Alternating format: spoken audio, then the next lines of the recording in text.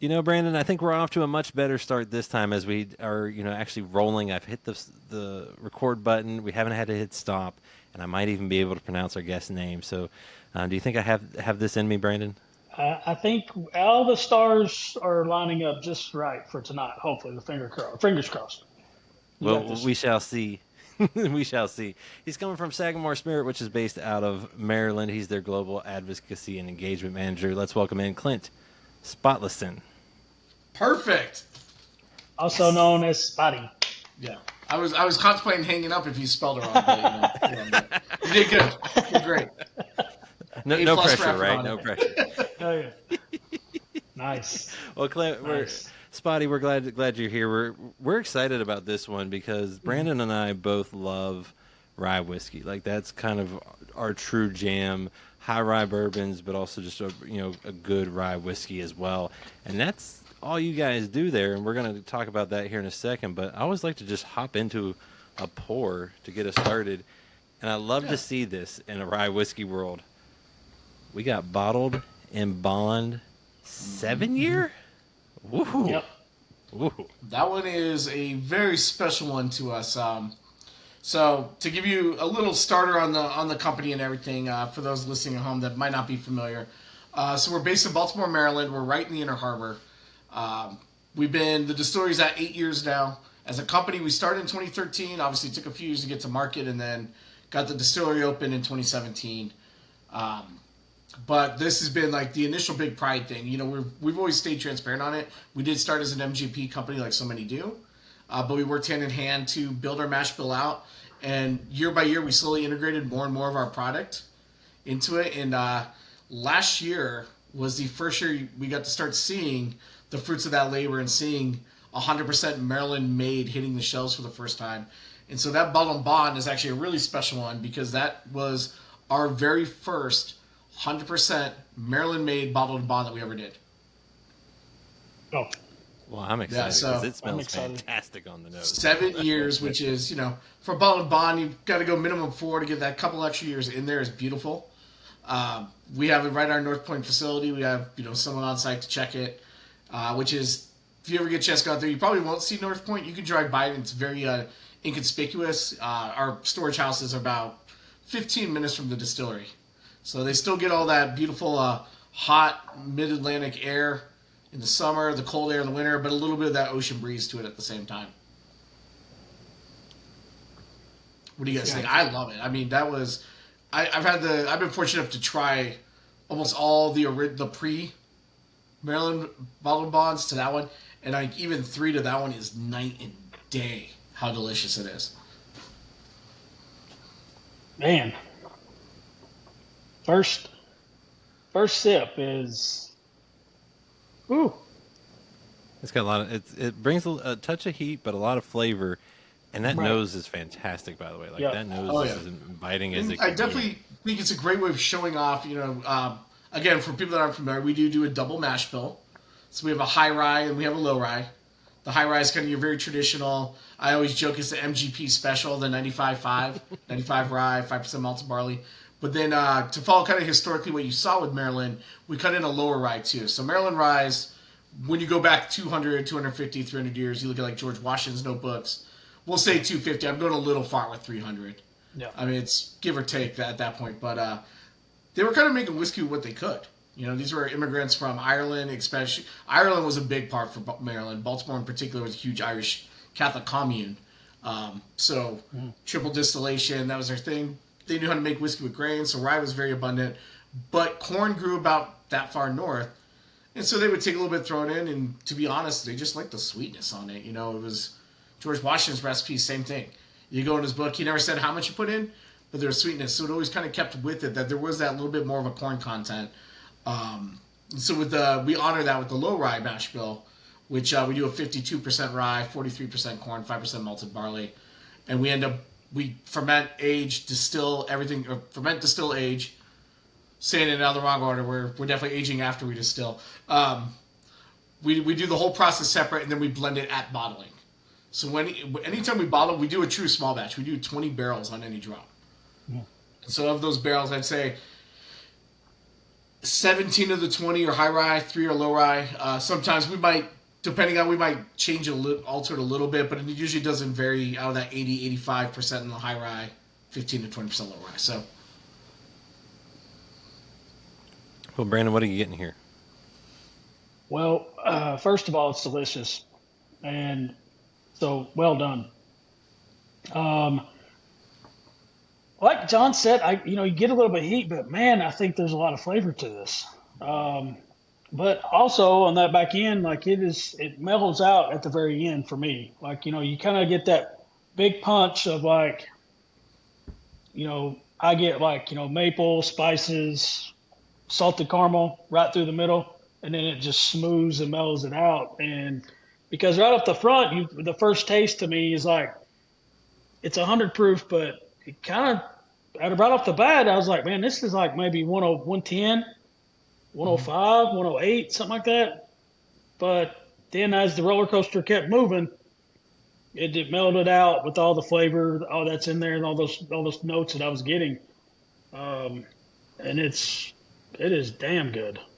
yeah. Like, especially for like 7 years, 100 proof, for it to be that that flavorful and that smooth, especially to mellow it out at the end, especially that punch you get right off the bat. It's very, very good. I love it. I was gonna say, it kind of gave me that full mouthful, like Yep. it just hit a flavor everywhere right when you take that first sip. Wait for it. It's juicy. It doesn't dry your mouth out like some whiskeys and bourbons do. Like it just leaves that juicy mouthfeel, and it. But yeah, that's how you know it's done good. Love it. Well, and this is a hell of a way to start. A 7-year rye, not just a 7-year, but a 7-year rye bottled in bond. And Spotty, you said this one's a limited time offer, so if people want it, they gotta look hard and quick. I mean, if you can find it on shelves, buy it. I know there's a little. Actually, I don't even know if there's any left at the distillery at this point. We are going to be keeping it in our LTO collection, though. I think this is one that you'll definitely see. We do a big thing at the distillery. We used to do pennies proof when we first started, and that was pennies proof was kind of. They would start, people wanted to know what the process was like. So it started, year one that the distillery was open with little vials of 1-year-old age whiskey. And then each year it was like 2. And then you got to trade them, compare them up. And the idea was they give you 3 vials, 1 to save, 1 to taste with the next year, and then 1 to share with friends. And, as people did it, we finally got to that point now where we're not doing that anymore. We're making bottle and bond. We're making, our small batch is 100% coming out of there. Not to spoil it, but the last thing we're tasting is our newest of the Made in Maryland family. But we're at that point now where I think Made in Maryland Day is going to celebrate not just that, but I think that could be one of those you'll see under the radar at the distillery, always on that date, will be the newest edition of our bottled bond. So, Now, what is you told us to run to the store, and if we could find a bottle on the shelves, buy it. What is the price point? I know we'll recap at the end on talking about price point. This is always a fun one because my world's more marketing, and I have, Okay. When you start totaling it up, there's 50 states. I've got multiple countries. So it's hard to pinpoint an exact price because, what you pay in Kentucky and Baltimore and Arizona and wherever you're at might be different. Right.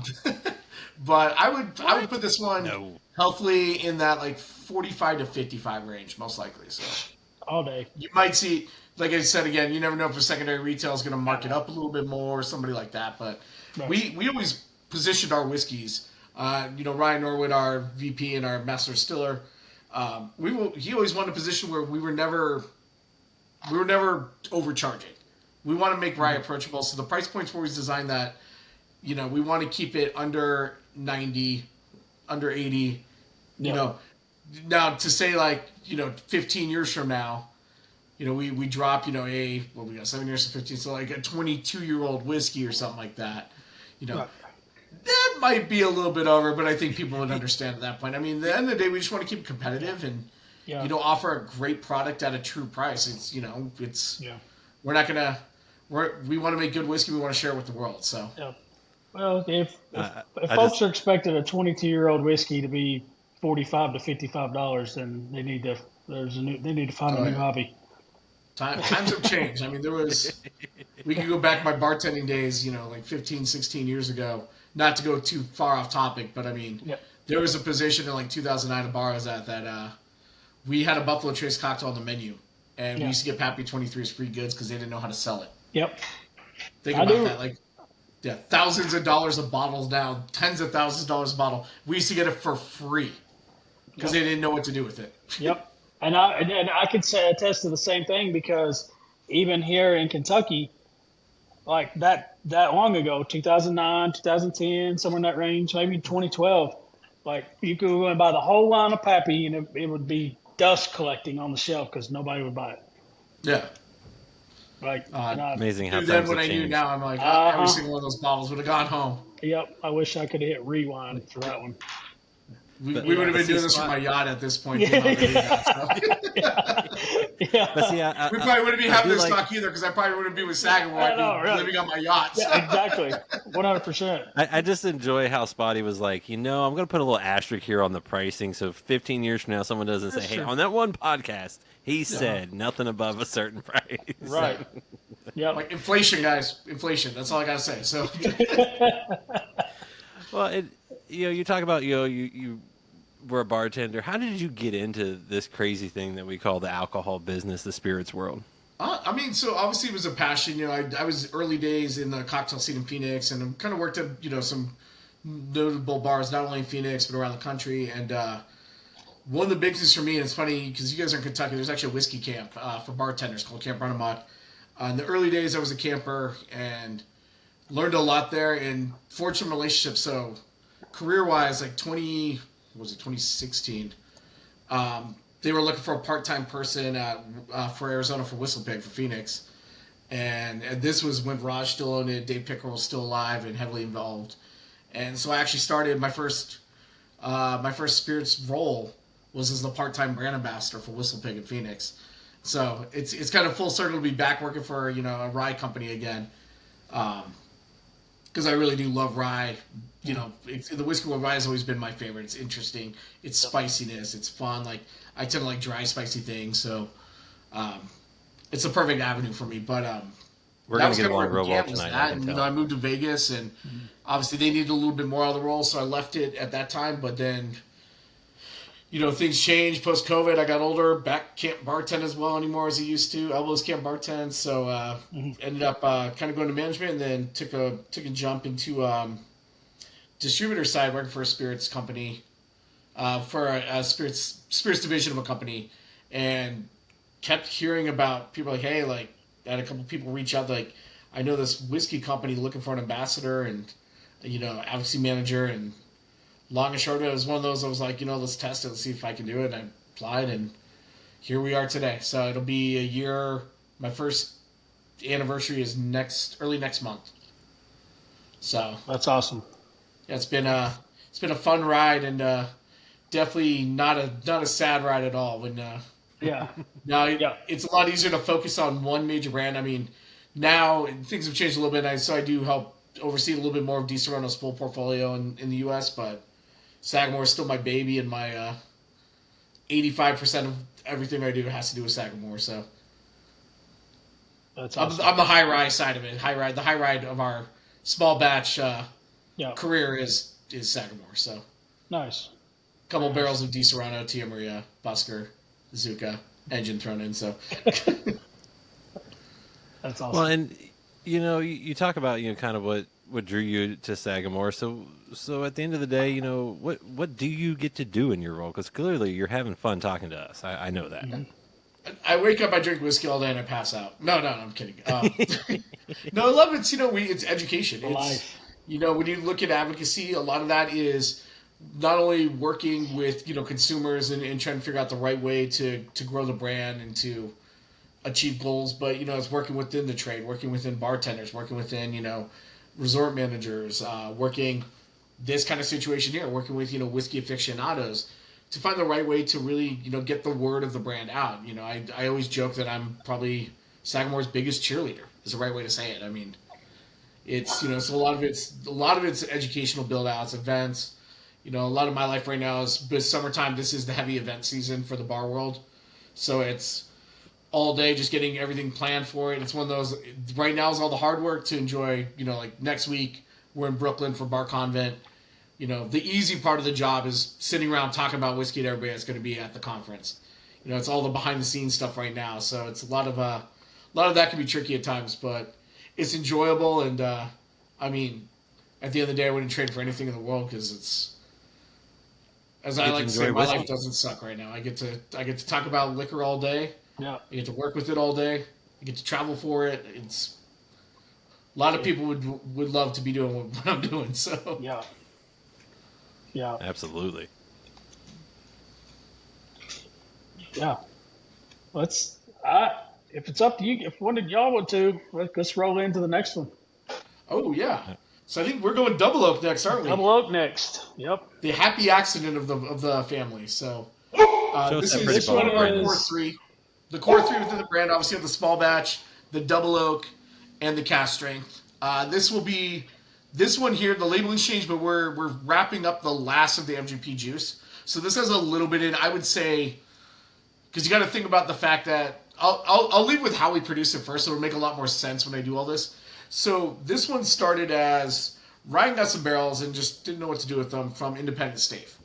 Obviously, a huge barrel maker. I'm guessing a lot of you that listen to the show probably know what Independent Stave is, but if not, they're the largest U.S. barrel maker by far. He got these wave stave barrels.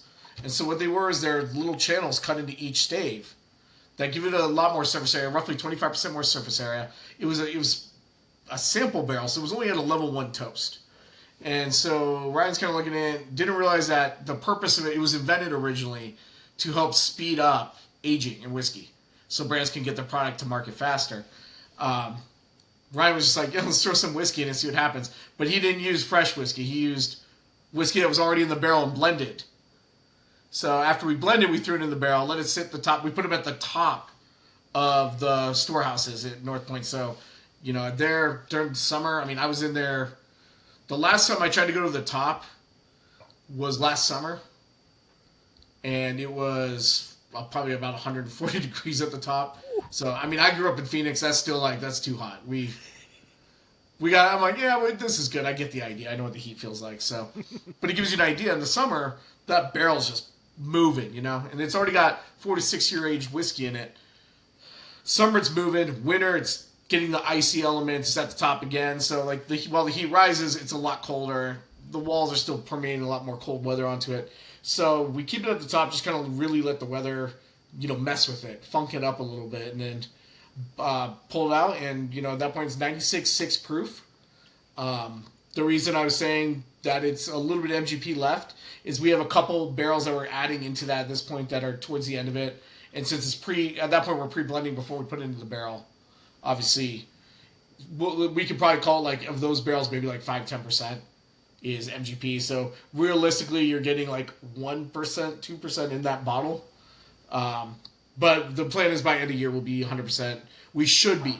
I'll say that we should be 100% transitioned by the end of the year. So at that point it'll be 100% Maryland made.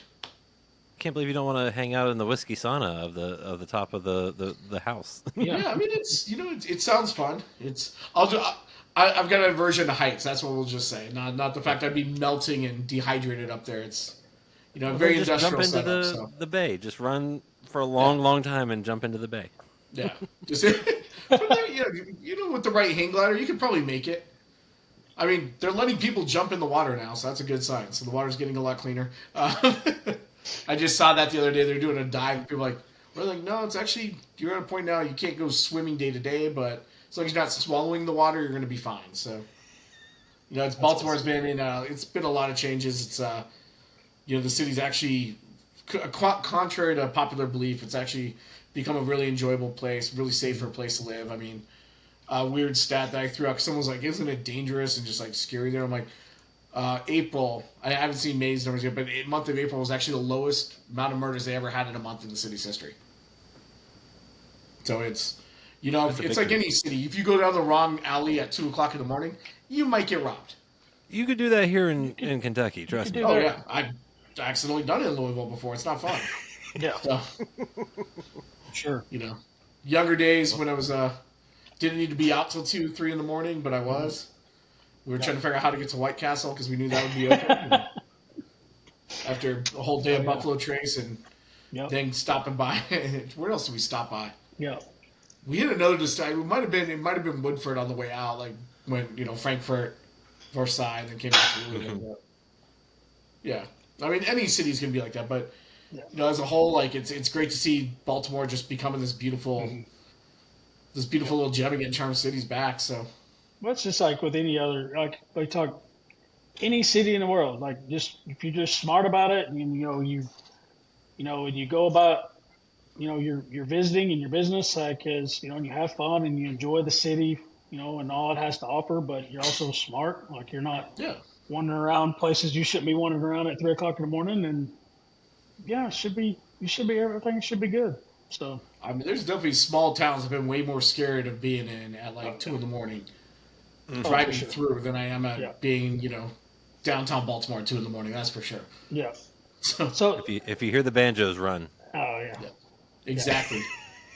I see the truck in the distance, and all of a sudden the lights turn off. Out. Yeah. So tell us a little bit about, the history of, Sagamore. Yeah. Where did the name come from? Because I love the name. I don't know if it does have any history ties with horse racing, but it does look like there's some silk homage on Somebody's done there. their homework a little bit on this. So. There looks like there's some honor to some silks there, but just tell us a little bit about, the brand, the company, how it got started, the name, if you don't mind. I mean, so Sagamore obviously was kind of a well-known name associated with the Northeast, with Vanderbilt, things like that. Mm-hmm. So Sagamore Farm, Yep. which we have now. Sadly, we just found out it's going to be being put up for sale, but we're working on some deals to make sure we can still produce on site. It, more or less, the house is going for sale. It's the old Vanderbilt vacation property. Yep. But it was a horse location for years. A big part of keeping the Preakness in Baltimore. So the farm's, you in between the distillery and the farm is Pimlico, which Yep. is getting ready. I think Preakness was the last race for about a year or two. They're remodeling the entire thing, Right. which it needed. It's old, but it was originally a horse property. Most famous horse out there was Native Dancer, which if you're a big horse fan, it's a name you'll probably know. If you tune in just for the Kentucky Derby, you'll be like, huh? But a little history, Native Dancer was 50s, late 50s, if I recall. Might be early 60s, late 50s, but famously didn't run the Kentucky Derby. They held off and then proceeded to have one of the most illustrious careers of all time. I mean, if Native Dancer had ran the Kentucky Derby and did what it did in every other race for the rest of its life, you would be saying it as like Secretariat, Native Dancer, like American, like it would be in that lexicon. It was even as a horse. It was even 2000 when they did the greatest horses of the 20th century. It still was ranked 7th all time from that period. So legendary horse, just destroyed everybody. I think went 23-0 its first year, and then his 4-year-old runs, lost one race. So I think lifetime was like 27-1 as a horse. Wow. Yeah, so phenomenal horse. But the silks, that was a funny one. So the triple diamonds that are part of Sagamore do have double meanings, so a couple meanings. Obviously, 3 diamonds, triple distilled. They branch penny. It's a big part of our brand. But that's also, let me see, Chad will kill me if I get this wrong. I believe the color Sagamore Red is Pantone 190, 180. It's one of those. 190. I think you're But right. it's on that. the triple diamond with white, and that color was actually what the riders out of Sagamore Farms wore.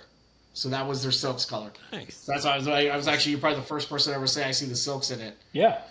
The bottle topper, that's a little different. So the bottle topper, when you show that, that's actually, you'll see that a lot. That's Lord Calvert's coat of arms. Lord Calvert was one of the founders of Baltimore. And that is most famously, if you've ever watched Maryland football, seen when they do the crazy uniforms, Yep. it's on Maryland's flag. That's like the key part of it. So you see it in the end zone, you see it on the uniforms. It's one of those, when I saw the bottles, the first thing I recognized more as from watching ESPN than even knowing what I'm like, wow, that's the same. I'm like, Maryland makes sense. But so to get more into it, we got through the horse racing part. So I think a lot of people don't know And because it's kind of not the way it is anymore with us, we obviously sold to Disaronno about 2 years ago. But one of the original founders of Sagamore was Kevin Plank, who also owns a very small apparel company called Under Armour. He was the founder of that, so which is huge. Yeah, if you ever get to Inner Peninsula, Under Armour's there. We're there. A lot of redevelopment. He's been great for Baltimore, redeveloping the city. Part of the purchase of the farm, if I heard right, was actually kind of leverage the Under Armour name being that close to Pimlico to keep them from trying to take the Preakness out of Baltimore, because there was some talk of that back in the day. So he kind of, iron fisted it, which is great. But it's Sagamore. You see pop up a lot now. Sagamore Pendry Hotel. Obviously, just the name as a whole has kind of become that double. It's a part of Baltimore now through that. But it was him and I think it was either his brother or one of his closest friends was reading about Maryland whiskey and kind of ran into some notebooks about it. And the big thing was there's never really been a hard written recipe. It's been the single lore and how great it was, and kind of how important Maryland rye was. I mean, at one point Maryland rye was talked about like Californian wine or Georgian peaches. Like they were that synonymous. Maryland and crab cakes nowadays. Like it's kind of unfortunately crab cakes absurded it. We're going to take it back, but crab cakes and football. That's what Maryland does. Yeah, crab cakes, football, and rye. That's our three things now. I only know that from Wedding Crashers. Sorry. Yeah, exactly. I think that's how the whole world knows that one. I actually want to throw a party called like crab cakes and rye. That's what Maryland does. It's been something I've been talking about in our. Hey, send an invite. I'll be there. Oh yeah, it'll be fun. Crab cakes. We'll throw some pigskin around, drink some rye. Perfect. Absolutely. Maybe we get Bradley Cooper to reprise his role. Who knows? But yeah, so they started talking about it and started researching it. So reached out, and so that's where kind of the story begins. Reached out, Kevin doesn't really do anything half-assed, so it was kind of reached out. Who do we talk to? MGP kind of got. I know they talked to a few people. MGP ended up being the one that could work with us best, helped us build out the profile that we were looking for, trained everybody on how to do it. In 2017, Inner Peninsula, we opened Sagamore, the distillery. So nowadays it's crazy because you see pictures from the opening day and it was literally distillery. Mm-hmm. Yeah. Dirt. Nick's Fish House is the one constant. And it was an area that was just like, there was not a lot going on. I always joke. Not true, but I always joke that it's the spot, the Baltimore Sun building was there, which is an old newspaper. But I always joked it was the spot in the wire where they found the dead bodies, just to mess with people. Yeah. I still do to this day. I love it, because the look on their faces like, what? You're like, no. That's your attention now. Good. But, so it was just an area that was just an industrial kind of area that's not really used much. And now it's hotels, shops, bars. We have the distillery. We have Rye Street Tavern next door, which ran through, Alice Group, which is a big part of like D.C. area and New York, and great restaurant. And then Under Armour put their corporate offices in, and they have that little mini stadium that, like, if you watch the high school All-American game that they play at now, that's in that. It's 100 yards from our distillery now. A couple condo and apartment complexes. Hopefully a grocery store sooner or later. I mean, it's this close to being like you don't have to leave that little area if you don't want to. But it's that's kind of where it is. We wanted to really honor Maryland rye whiskey, and here we are. Well, and you took my next question, honestly, about just telling the story, because I was going to ask, why just rye whiskey? What was the story behind that? And I'm glad for it, because we're huge rye bourbon, rye whiskey guys, and but yeah, I think so many people are familiar with Pennsylvania rye, Monongahela rye, those high rye content ones. Yeah. And I mean, if we got into the hard, like when I do a hard history class on this is like a half hour slides and talking about the Whiskey Rebellion and getting into some deep details. I mean, essentially rye came before bourbon in America. I mean, rye obviously started on the coast. Revolutionary War happens, people start moving, then start moving away from the tax man. All of a sudden, we're like, oh, we have all this corn, but not a lot of rye or anything, so let's start making whiskey with this, and bourbon's born, and it was families like the Willets, the Beams, early settlers that had done that, so. Yeah. No, we're kind of like the big brother dash grandfather, maybe about 50, 60 years before. Yeah. No, and I love the history of rye, because like you said, a lot of people know Pennsylvania, but Maryland was right there with it. And, before we dive too far, the double oak totally different than the bottled and bond. And this one, did you say this is a core one now, or what? Where is it? Yes, this is one of our core 3. And this one is, I always jokingly call this one the Bourbon Drinker's Rye. Okay. Because that secondary finish is a little more wood. Because it's a level 1 toast, so that's a quick, like a 3-second char on the wood. You know, traditionally we use a level 3, deep level 3, so you're looking at 30, 40 seconds on the wood. That 3-second really, it doesn't burn the sugars off completely in the wood. It almost caramelizes them a little bit. So you almost get like creme brulee notes, vanilla notes show up a little bit more out of it, which, you know, really make it easy to drink. Our CEO, this is his go-to. This, on the rocks. That's it. No, you get him old-fashioned, you won't drink it. Get him neat, he'll ask for an ice cube, but it's, yeah. I was going to say, like, the nose is fantastic on it. Now, again, the finish was a little bit funky to me for my taste, but I will say on the finish, though, I get a lot of notes of, like you mentioned, old-fashioned, but I get a lot of notes of, like, orange and cherry. Like, orange, definitely. Yes, because I got that sweet. I kept getting that sweetness. The more and more I would sip. I was like, I can't pinpoint what that, that slight funky taste is on the back. But I knew it was double oaked, obviously. But you could taste the char, the spiciness from that char you're talking about. But on the very end, you get that. I was getting something fruity, and it hit me. And I was like, this is like orange, cherries, but a lot of orange for sure. Yeah. Orange is definitely a key flavor we hear a lot with that one. Definitely. Yeah.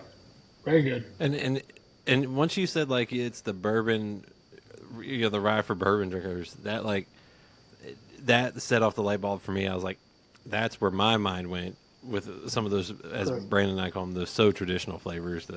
You can always say a vanilla, caramel, whatever, that you always get in it, and it kind of rounds out the rye and doesn't, to someone that may not like it. To us, rye is sweet and flavorful. To a lot of people, it's harsh. This one isn't harsh at all, I don't think. No. I mean, I think anyone could walk up to this one and be like, oh, now I understand what you're talking about. Oh, yeah. This is, any tastings we do, anything like that, this is usually, I'll look at someone like, oh, I only drink bourbon. Try this. This is always the one that they gravitate towards. Yep. Yeah, absolutely. I think it's very good.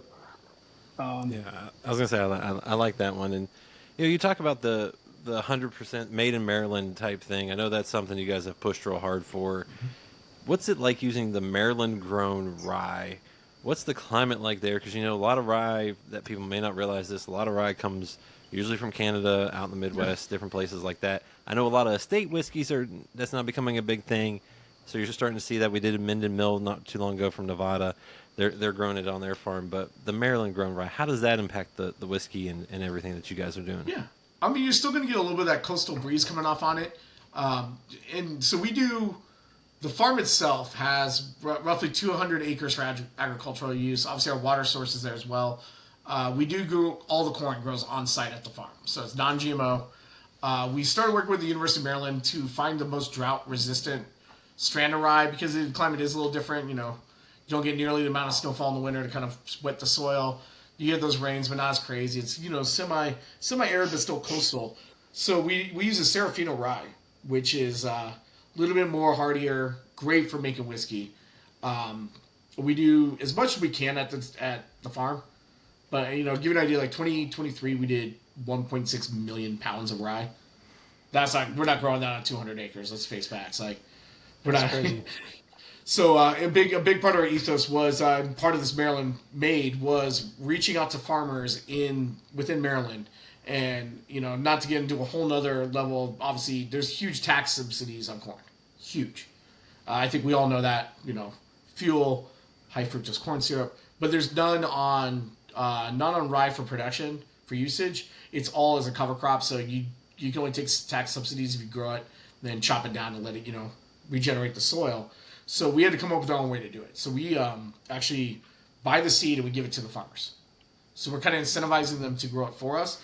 And we guarantee them a price per ton so that if, say a drought happens, something like that goes wrong, a hurricane comes through. It's crazy to say like comes up Chesapeake Bay, but hurricane comes through and wipes out, their fields. They're not going to lose their farm. They're going to have, a financial backbone from us.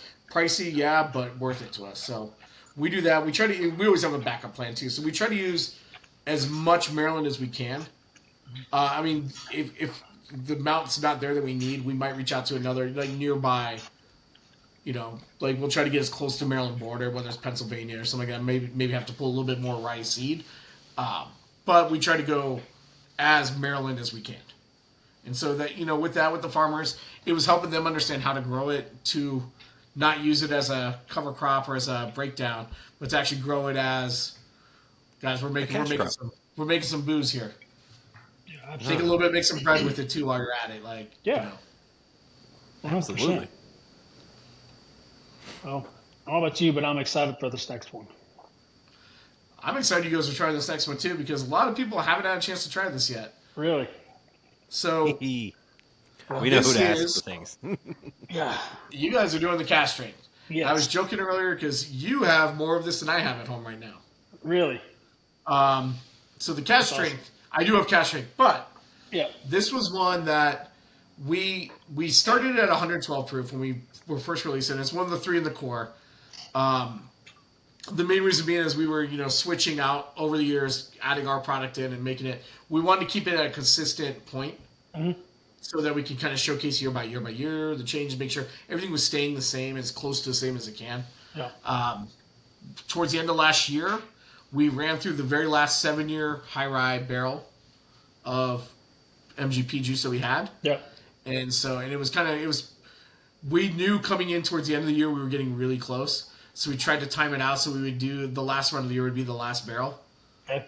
And proud to say since January 1, everything that we have bottled is now 100% Maryland made.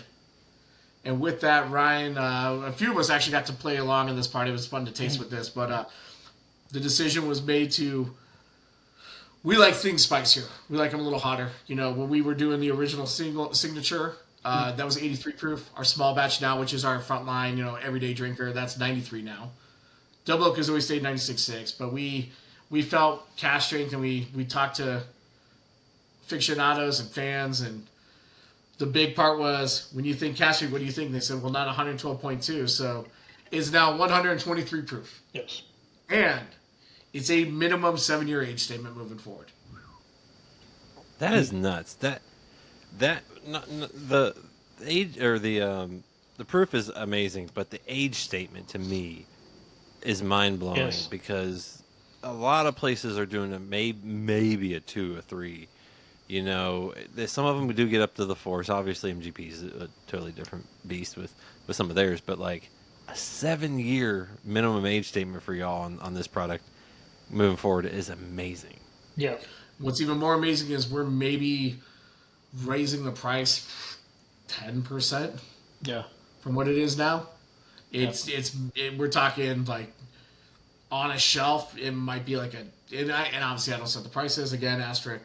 But realistically, you're seeing maybe like a $10 increase at max on the bottle to take it to a full 7-year, 100% Maryland made. Some places hopefully will keep it right around the same price. I mean, it's one of those that we really, again, we're making it in-house. We have it now. We have enough bottles. In today's political climate, we're tariff-proof for at least a year or two, so no changes on that. We've got enough of everything to make sure we can keep that price sustained. So yeah, this one you'll find at shelves close to what you see it at now. You guys are trying it for the first time. Not a lot of states have it. We started shipping it, because people had to burn through old inventory and everything like that. We shipped to Florida. I was in Florida about a month ago, and they got it while I was there, and they were the first state to actually get full-fledged shipments of the 123 proof in. So over the next few months, you'll start seeing it replace everything on the shelves. Yeah. Wow. I mean, great time to buy both, I should say. If you got a chance, get 112 now. Yeah. Pick up that 123 and have a side-by-side. Yeah, no, for sure. Yeah, I'm going to go out and see if I can't find both of them. But I think this is really good. Lexington right now, you should be able to find some Cask Strength still at the 112.2. You're probably... I can always find out on the side for this, but yeah, it should be... I know there's a little bit of product left. Not a ton, but a little bit left still in Louisville. So, in Louisville, Lexington. I keep saying Louisville because every time I go to Kentucky, I pretty much live in Louisville. Yeah. So... No, that makes sense. Come to the best side. Yeah. Honestly, Lexington, Frankfurt, I love it out there. Yes. I love Lexington. Beautiful. I've only had a chance to go once, so You can hang out in Brandon's Yeah. Airbnb upstairs. Got perfect. free place to stay, man. Perfect. Yeah. I'll bring some Sagamore. I'll I'll bring something fun. I'll bring something you can Yeah, only get at the absolutely. store or something like that. Absolutely. I like it. I'm here for it. But no, this I know is, people, so you do, and this is honestly, like I said, we were super excited because, like I said, we love rye. Like just seeing what you guys do, and then to get a 7-year, 123 proof rye that we get to try, dude, fantastic. no, it does not drink like 100. It's 123 proof, which is the beauty of it. So I've had 2 drinks of it. And the first one I got, like you got that little punch from that 123, but I'm always a firm believer like you got to Second, go. The second one, it's a completely different drink. Yeah. Like it's just like this is a different. I had to double take to make sure I didn't pick up the wrong glass that I was sipping out of, whether it was the double oak or even the bottle and bond. But man, this is unreal. and I hate saying this because I know it's a very cliche, but that is super smooth for 123. But it leaves a hint of that spiciness that you all, I think, are shooting for. But to me, it's not like a crazy over the top. It's just a nice, hey, we got this here. Enjoy this on the ride. And I'm Yeah, gonna say it's- this again, like with this one, it's just a flavor bomb. Like there's just so much flavor. And again, going back to my word, it's juicy. Like it leaves that juicy sensation. Like it doesn't dry your mouth out. Like so then that's how I don't know. That's how I can tell when it's really done well. Like it's really good. Because if it dries your mouth out, that's really not really a Yeah. good sign. But You don't want that one. no, You're chasing with water too much. exactly, yeah, At that yeah. point. So This one always, it's I thought, awesome. had a really unique taste, like nose, and when I say it, Yes. you taste it. A lot of people pick it up, but it's almost like a cherry cola note on it. Yep, I can get that. I can see that. Yeah. Yeah. Yep. And I get toward the end, like even like you said, like even I go back to the double oaked on the orange note, the cherry notes on it. But there's a lot of fruit flavors, a lot of fruitiness that I get on the back end, No. and it just, just so smooth. Like you can't even tell. But wow, I could drink that all day. oh yeah, that's dangerous. But it's our newest product, and this is what I'm hearing. It's always a great thing. So Yeah. it's No, it lets us know we made the right move. So, and I can assure you, having tried, obviously, I've got plenty of 112 at home.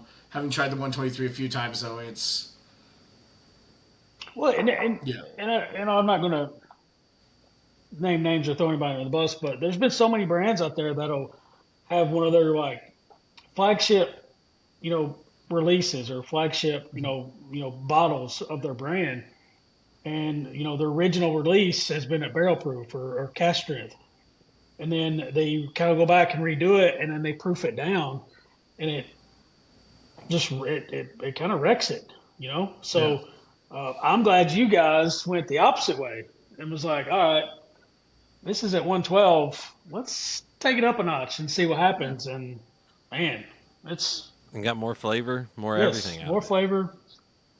I'm a firm It's- believer in that. Like it's the higher you go, like you're going to get more flavor, especially if you do it right. If it's Oh, yeah. right, if it's, y'all put a lot of love in it anyway from the Maryland pride, and yeah, man. it's better to always be moving forward than to try to move forward, have to take a step back and redo it all again. So that's 100%. kind of been, it's something you see with us a lot. We always try to, make sure we get it right. That we have a great product the first time, and if we're going to change it, it's going to be right when we change it. It's going to be better. So. Yep. And so Y'all- just those little kick-ups. y'all nailed Even with the small batch, I know you guys don't have it here today, but the small batch, 93 proof versus an 83, like you have an old fashioned, you have a sour, anything like that. It's, Yep. it's perfect for that.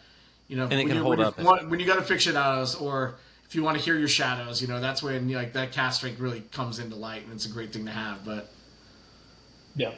No, This absolutely. This is fantastic. Like y'all are aficionados with rye whiskey, and you talked about this. We've talked about it throughout a little bit.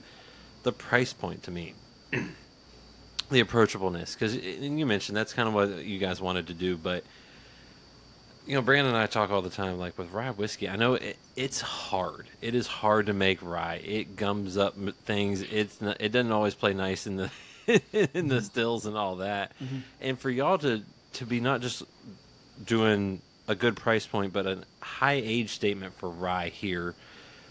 I mean, that is amazing. Because Brandon, you and I, there's 2-3-year-old rye whiskeys that might be finished in something to kind of cut off their harshness that are $50, $60, $70. Mm-hmm. And we enjoy some of those, but you're talking what? Most of these $50, $60, $70, 7 year, 6 year, 4 year minimum. Yep. Blows my mind. Yep. 100%. I've got quite a few, gifted or bottles I've picked up over the years that it's knowing what their retail is and trying it up against us. It's, I won't call out individual names or anything, but there's been quite a few. I'm like, how are they getting away? Like, how are they charging this much? How are they charging $90 for this bottle, $80? It just doesn't make sense. Right. Right. And some of you just so how are you charging 50 and 60? So you guys got to figure it out. We love money. We're making good money off it. We just, at the end of the day, we plan accordingly. We want to make sure we can stay at a price that's affordable for the everyday man. We're champions of the people. Yeah. I love that. I'm We're thankful. whiskey for the people. Very Baltimore's a Yes. blue collar town. We can't come to it with a white collar whiskey if we're a blue collar town. It's, Right. Right. So if That's you fair. can if you can speak on it, we understand. Maybe you can tell us offline. But anything cool coming down the line? Any cool projects? Any kind of? I can tell you we will have. So we did pull back. I'm sure last year you probably read about it a little bit. We had a 9-year last year as our LTO. It's still some MGP juice, but it's same mash bill that we do, and the 9-year ended up being a way bigger hit than we anticipated. Yeah. I had a story in Florida of or That's Georgia. a good problem. It was Georgia, where a liquor store. He was like, I won't take that much, and then started getting calls and he wanted like 4 cases. Got calls for about 12 cases, 14 cases worth. Tried to come back and get the 14 cases because he pre-sold it. And we're like, all we have is 4 for you. We can't even scrounge anymore. Wow. So that was kind of how the 9-year went. It's been very well received. We kept some of the barrels back as we do every year. So our barrel program this year, if anybody has a single barrel, was a 9-year. Yeah. So it's 100 of those barrels we kept to do with the barrel program. And then, of course, we had to keep a little bit more for our first double-digit official 10-year whiskey coming out later this year. So that one you'll be able to see on stores. Again, it's still an LTO, but you'll be able to see it out a little bit more. We're only going to charge $600 a bottle for it. No, I'm kidding. No, yeah. No, we're going to keep in line with how we do it. Yeah. But it is our first double digit, so it's pretty exciting. There's always fun stuff after the store if you're there. I was telling you guys earlier, I brought back some Jester Mead, so we actually took some Jester Mead barrels and finished it, and that was a honey bomb. Wow. There's going to be, I wouldn't be surprised if we do a bottle bond again on Made in Maryland Day. There's an interesting one that I won't tell you guys. I can't tell you guys, but I'm really excited to see how it goes. It's going to be distillery only. It'll be towards the end of the year. So Very nice. I love to hear that. The best thing to do is if you're in the area, if you have, I always jokingly say it's perfect for Baltimore and the history, like the Wire and all that. If you've got a plug in Baltimore, have them go by the store every couple of weeks and just check the shelves because you never know what we're popping up. I got a couple, and I will send them that way. I got a plug in Baltimore too. I've got not to sell myself out on this call right now, but sometimes if there's enough, I can get it shipped here. But a lot of times, I actually have one of my friends who actually just happens to be one of the head bartenders at the restaurant next door. Will pop through, and if he can find it, he'll usually pick it up. I'm like, I'll just Venmo you, ship me it, So because I can't right now, I'm still on the West Coast, so it's. Yeah. I try to get out there as much as I can, but I can't weekly. The company wouldn't like it if I was buying weekly flights to Baltimore, so Probably not. they're a little all cooler for with like educational once every month, purposes. once every 2 months, once every 6 weeks. So, Yeah, it's for maybe, research. maybe You're doing if we get enough research. people to buy this, maybe they'll give me a private plane, and then we can just we'll call it be like Sagamore 1, Yeah. I love it. style. I love it. If you ever saw the movie Thank You for Smoking, you know, they'll bring a julep out as you get on the plane. It'd be perfect. Baltimore, I mean, it's got to be a crush, but I love That's awesome. And you talk about this, you know, the distillery and everything. When people, what can folks expect if they go visit y'all? Because I think they're going to be surprised. Because, like you said, it's Baltimore. You know, don't hate me. Well, you're not from Baltimore, so you won't hate me. But I grew up in Pittsburgh, near Pittsburgh, steel town. You know, people have a bad rep on it. Those industrial towns, when they actually go visit it, it's a whole different ball game. And Baltimore is the same way with that inner harbor, with aquarium, everything down there. So what can they expect when they visit the distillery? yeah. First off, it's funny you say Pittsburgh. My dad's family is actually from Youngstown, so very familiar with that steel murder capital of the USA. You want to talk murders, Youngstown. Let's get into it. So, We'll talk offline. We'll talk offline. Yeah, we'll talk offline on that one. But when you get there, so you know, you get in. It's just a few minutes from downtown. I mean, legitimately, you're 5-10 minutes from from Camden Yards, from the football stadium. So you know, it's a great spot to maybe pregame before Ravens game, if you want to deal with the cold weather in the winter. But when you get there, you know, it's a beautiful courtyard. Parking right to the side. You're literally right on the inner harbor. So you look out. One of the more tragic things, though, is if you look out, you can actually, it looks like 2 ramps. And that's actually the bridge that collapsed from the boat a year and a half ago. So it takes up a big part of that skyline. But when you get there, it's, you know, you pop in. We have a great little visitor center right out of the bat. You know, cool gift shop. You'll see stuff at like events, T-shirts, stuff. If you're at the gift shop, that's where the goods are. You know, we still work with Under Armour or something like that. Legitimately, like some of the best T-shirts I've ever had from any brand in my life. I mean, got my hat on right now. I wear this. It's my second of these hats. The first one I literally sweat through. It's not black anymore. It's like a grayish brown. So I had to get a second one before we quit making them. But I know we're getting ready to do a refresh. So there's stuff that we only sell merch-wise at the distillery. The tours are pretty inexpensive. I want to say like $10 or $20. It's not bad. And so we do them, you know, pretty much. We're closed Monday, Tuesday, Wednesday through Sunday. You can come in. You can book online if you want to. But it's a great experience to walk through, take you through the full distillery. I mean, we walk right up front. There's a nice little map at the beginning that kind of shows you, you know, the map of Baltimore, our water source. It's essentially just a nice copper map of Baltimore proper. So you can see how far the farm is, how far North Point is, the water source, which we didn't really dive too heavily into, but we at the farm actually have a water house, spring house that we've had. It's been there since 1909. We use it exclusively for it. Beautiful limestone water. I've drank it right out of the actual spring house itself. It's kind of a point of initiation. Yep. So that's what the 1909 stands for. It's for the spring house. A lot of years get thrown out there. So looks like Brandon might have froze a little bit, but we're going to keep the story going. You know, that he's very still and in thought. Could be both. It's hard to say. Yeah, it could be both. But you get in, and you know, our tour guides are fantastic. I mean, just even being out there for the 8-year anniversary a couple weeks back, it was compliments we were getting on the tour guides. I mean, so you get the full thing. You walk in, you go upstairs, you get to see the fermentation tanks. Pop through, go downstairs. You're face to face with Penny, our giant column still. Then you get from Penny, you get to see the doublers. You know, our full process on everything. We even have a little baby single pot still that we do 6 little runs through. Welcome back. You just missed the whole tour. I jinxed this at the beginning. Yeah, I did too. And that's it. That's how it's done. No. So then from there we actually take you to the bottling line, though. So you get to see. It's not like we're not a big operation, you know. So depending on what time of day, when I started there was a day I was working the bottling line, and then you literally work all the positions. But they were sending tours through while doing it, and so it's kind of, you know, that's how real it is. You see people actually, the 5-6 people on the bottling line, checking each bottle, make sure the labels get on right. Corking it, which I'm horrible at. I don't recommend. If you like things that can blow up, don't use it, because you'll just want to start firing corks everywhere. And then how they steam the labels on and watch it come through, and this, you know, quality checks everywhere.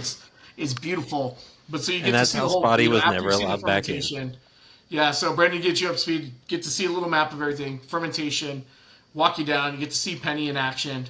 You get to see our little secret single pot that we'll play around and experiment with. Bottling line, You get to see the actual them loading barrels in and out. The warehouse doors are right there.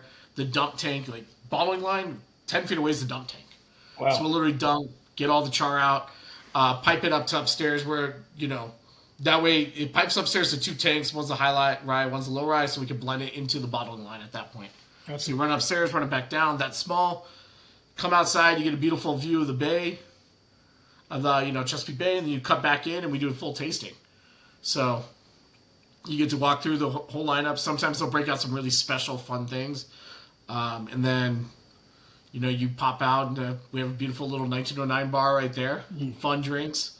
They change it up all the time. That's awesome.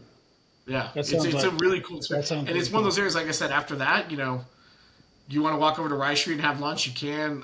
We do a lot of great events during the summer. We have whiskey on the waterfront. So if you're in Baltimore, it's usually the 3rd Saturday of every month. Okay. Live music right down there. Patio bars open. Food trucks. It's a really cool atmosphere. That sounds awesome. Yeah, it's We need it's to- fun. we It's need to the go, place John. be. I mean, Yeah. Weekend trip. Well, yeah, we can make that happen at some point. oh yeah, it it grows on you. it's- Baltimore, when you can What- experience Baltimore like that, and then get out and get into the city at night, whether it's like Fells Point, Fed Hill, something like that, hit the bars. It's a great drinking town. If you're a cocktail head, you can find some, but there's just a lot of good bars that'll make a good drink, live music. It's like I said, it's a blue collar town. I love chasing down more of those like not full blown dive bars, but divier spots. Yes. Yep. Great for that. Your neighborhood, My your spot. neighborhood haunt. So it's Yeah, my and if you spot. ever One of those- visit Brandon, he's got a couple of those in Lexington. Yep. yeah, Yep. it's Gotta go with all it's those guys. beautiful until January when it's 0 degrees outside. Then it's a little maybe don't go in January, Yeah. but bring a big coat if you are. Hey, yeah. Get ready for ice. That's fair. Yeah. That's fair. And as we wrap up, I do want to ask this one: where can folks find Sagamore Spirit Rye? Pretty much almost anywhere now. I mean, honestly, I live right next to a Kroger grocery store. We have Sagamore small batch on the shelves there now. So, Nice. the joy of when we did join forces with DiSerrano, we were bought by DiSerrano, was he did give us a lot more visual because now it's, hey, here's our whiskey, DiSerrano, here's the whiskey combined. Sagamore is one of our key focuses with it. But I mean, like Total Wines, most. Now, obviously, Kentucky might be a little different because it's, we're in bourbon country, so it's going to be a little harder store to store to find it. But most of the country, I mean, Total Wines, larger, like kind of box style retailers, pretty much almost always. Independents, there's almost every city we got a good independent network at this point. The great thing is a lot of those relationships were built back in the day when we first started, and they've maintained. I was at a store in Florida that had the signature of the small batch, the double O cask strength. They were ready to bring in the next cask strength, and they were literally doing it. And then like 3 or 4 different like some of our older LTOs, like the rum cask, and they flat out had it as like a museum, and they were selling it as buy that 112. Then when the 123 gets in, buy the 123. Try the 83 and 93. I was mind blown. I'm like, this is Disneyland. The pictures I was sending back, I'm like, I never thought I'd see 9, 10 Sagamores in a row on a shelf. That is amazing. But yeah, I mean, awesome. It's pretty easy to find. If you can't find it, ask for it. Yeah. And if anybody goes, how do we find it? Go at any liquor store. It's one of those things. It's kind of not the best way to sell it off because no one will be like, do you have DiSerrano? Because every liquor store in America has DiSerrano. Yeah. If they don't, that's a question. I mean, that's a legacy brand at this point. So we're celebrating 500 years with that this year. So I think it's last year's report was like the number 41 individual like highest selling spirit in the world. So and that's like Tito's vodka. You get in those big names. High Noon weirdly was like the biggest, but to have it in a world of tens of thousands of bottles, to have it as a top 50 is huge. And so that's easy to say. Do you have DiSerrano? You'll get it from the same source. There's 1 or 2 states where we have some weird distribution. Those people already know. The people that live in those states already know that's going to be a problem. So, majority of it though you can find just about anywhere. Like just ask if you can't get it. Be more than happy. I mean, you can even shoot me an email. This is fantastic. My name pops up. Spotleson at sagamorespirit.com. I'll check my junk mail every couple of days, make sure I didn't get one through the cracks. But Instagram, the only Spotty, all one word. easy to find. So you can always shoot me a message. I can tell you where to find it. So Perfect. I love that. Brandon, anything else you want to ask? I'm good. I just, man, I'm a huge fan. Huge fan. Awesome. Huge fan of what you guys are doing. I love the history. Can't wait to get up there and just experience like you said, just the cool vibe. Being right there in the harbor area. Just checking out the history of it and Yeah. loving the juice. Love the juice. So Oh, man. Fantastic. it's fantastic, especially at the You price love it in point. Kentucky? Tastes even better in Baltimore. I so. guarantee it. Yeah, I can't wait. And Spotty, I got to put this on the record for Brandon. While he knew the silks and all that, this man might know horses. He may not know how to ride a horse, and I'm just going to leave it at that. I love horse racing, and I've been on a horse one time. I was 10 years old, and I'm still terrified Thank you. because the range dropped, and I got stuck in the middle of the woods sitting there and thought I was left behind forever. I was like wondering where my aunt is. This was up in Idaho, and probably a story in case my parents watch this. I shouldn't throw my uncle and aunt out under the bus, but So, there was a good it was probably 5 minutes, but in my mind it was about 5 hours Yeah. that I thought I was abandoned in the woods on a horse forever, and I was just going to die there. So, as God knows, the horse wasn't going to try to go back and get food or water or anything. So. right. Well, I Hey, guess Brandon had a story in Argentina. Brandon had a story with a horse in Argentina named Fred. And Fred didn't like Brandon too much, I don't think. Brandon had to just survive. His survival instincts kicked in. Had to jump. People say that I fell off the horse that were there. I didn't fall off the horse. I jumped off the horse to save my life. So so yeah. So Safely maneuvered yourself. Yes. You took yourself out of the situation. yeah. Yep. 100%. Now I wasn't scared about it or anything, but things happen. But I guess Front row seat to it all, and some I loved people from outside the state of Kentucky thinks that just because you're born and raised in Kentucky that you should automatically know how to ride a horse, and that's not the case. Not the case. It's horse, bourbon, or fried chicken, right? One of the three. And basketball. he got bourbon. I'm not trying to stereotype too much here, but And basketball. Brandon got bourbon. He got basketball, bourbon and that's true. Bourbon, basketball. I will Horses and fried I will chicken. go all day with you guys on that one because I'm an ASU boy. So hearing U of A fans talk about U of A basketball like it's the second coming of Christ, I'm like, you guys have won one national championship. You're not at the level of Kentucky or Louisville or Duke or an NC or any of those. And what's sad? One And what's championship. sad is that the one championship they won, they beat us in double overtime. That's right. Otherwise, it was 97. 98? 97. Yeah. Because we won in 96 and 98, and that would have been 3 in a row. But they beat us in double overtime. But, hey, hats off to them. Right. My favorite player in the league right now, the star of the Suns, Yep. the KU boy, the University of Kentucky boy right there. Yep. Devin Booker all day. He's good. We trade him. There will be riots in the street of Phoenix. So Oh, I bet. Well, hopefully not. And Spotty, man, Sagamore got it going on. And, Yep. dude, this has been fantastic. Awesome. Thank you for sharing these with us. And, we can't wait to. it's my pleasure. to visit Thanks for at some having point. me on to spread the word as always. So Absolutely. Cheers, man. all right, cheers, guys.